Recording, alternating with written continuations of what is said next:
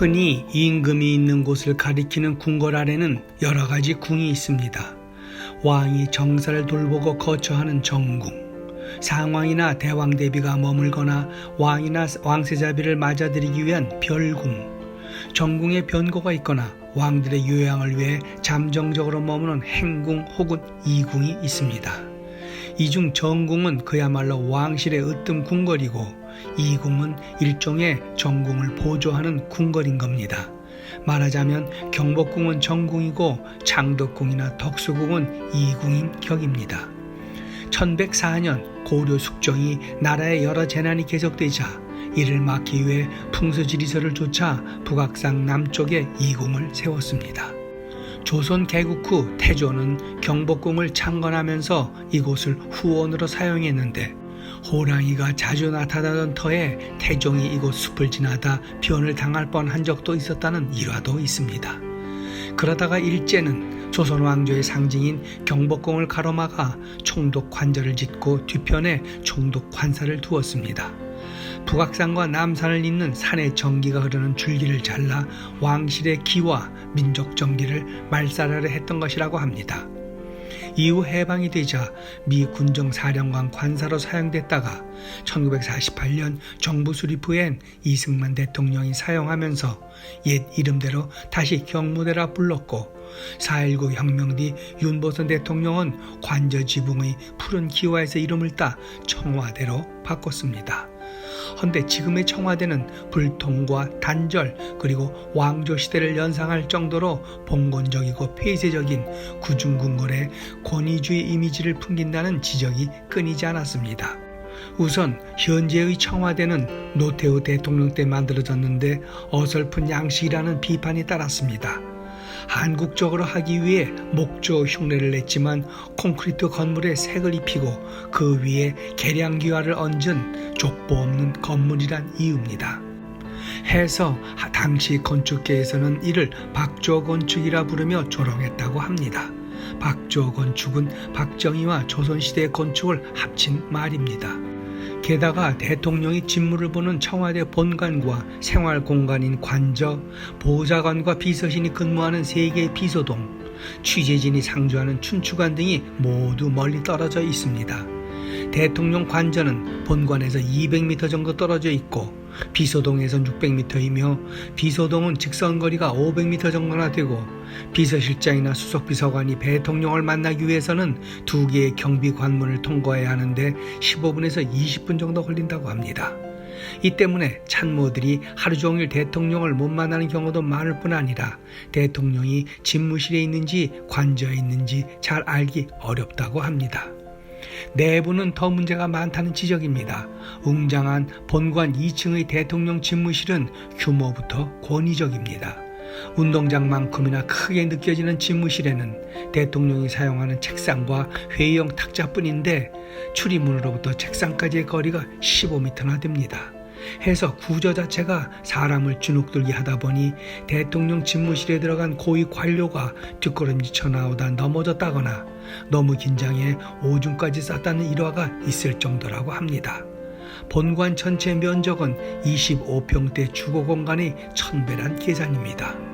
청와대 내에서 대통령을 마주치기가 사실상 불가능한 구조라는 겁니다. 해서 대통령과 참모진 간의 거리를 좁히는 실무형 구조로 바꿔야 한다는 제언이 나오는 이유입니다. 대부분의 민주주의 선진국에선 빠르고 편한 소통을 위해 대통령, 총리, 수상 등의 집무실과 참모실이 한데 붙어 있습니다. 백악관의 경우 대통령 집무실인 오벌 오피스와 보좌관들 사무실은 한 건물 한 층에 있습니다. 소위 말하는 웨스트 윙입니다. 대통령은 언제든 지척에 있는 참모들 사무실을 찾아 국정을 논의할 수 있고 오벌 오피스에서 뜰로 나가면 참모진 모두와도 만날 수 있는 개방형입니다. 영국도 총리 집무실과 가족 주거 공간, 비서실장실, 참모 사무실, 회의장 등이 모두 한 건물에 몰려 있습니다. 옆 건물에는 재무장관 집무실이 있는데 건물들이 서로 연결되어 있습니다. 독일이나 일본도 총리 집무실과 참모들의 사무실이 한 건물에 있습니다. 이러한 여러 이유 때문에 대선 후보들이 청와대 이전을 단골 공약으로 내걸었지만 매번 수포로 돌아갔습니다. 헌데 이런 900년 금단의 지역이 며칠 후면 일반에 개방되고 대통령 집무실은 용산으로 옮겨갑니다. 74년 만입니다. 이에 따라 대통령 새 집무실 명칭에 대한 관심도 또한 화제입니다. 주한미군들은 한국어 지명을 자신들이 발음하기 쉽게 영어식으로 바꿔 부르는 경향이 있습니다. 일례로 동두천은 영문 이니셜로 TDC라고 하는가 하면 용산은 한자 지명의 뜻을 따라 드래곤 힐로 부른다고 합니다. 이 때문에 그동안 청와대 블루하우스를 가리켰던 BH 대신 요즘은 DH라는 말이 자주 쓰인다고 합니다. 헌데 이것이 드래곤 힐의 약자인 DH인지 용산과 청와대 합성어인 드래곤 하우스의 DH인지 모르겠습니다. 그런가 하면 국민의 집이라는 의미인 People's House PH가 제한되기도 했습니다. 단어는 다르지만 백악관은 원래 대통령의 집 President's House PH였습니다. 이름 그대로 대통령 집무실 겸 숙소였습니다.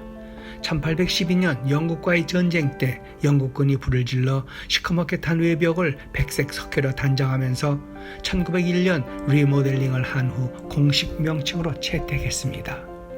프랑스의 엘리제 궁은 샹젤리제 거리와 가까워 붙은 이름이고 영국 총리 집무실은 거리 명대로 다우닝가 10번지입니다. 중국 주석의 거주 집무실은 중란하이, 즉 베이징의 큰 호수인 중해와 남해 사이에 위치해 있어서입니다. 러시아 대통령 궁은 높은 성벽, 성체라는 뜻의 크렘린입니다. 북한 김일성의 집무실은 주석궁이었지만 김정일과 김정은은 노동당 1호 청사를 씁니다. 하지만 진짜 집무실은 지하 깊은 곳에 있다고 합니다. 윈스턴 처칠이 사람이 건물을 짓지만 건물은 사람을 만든다고 했습니다.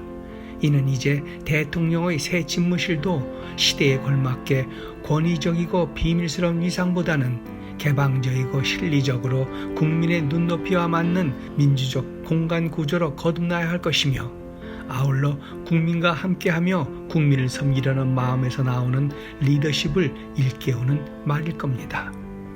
오늘의 영상은 여기까지입니다. 고맙습니다.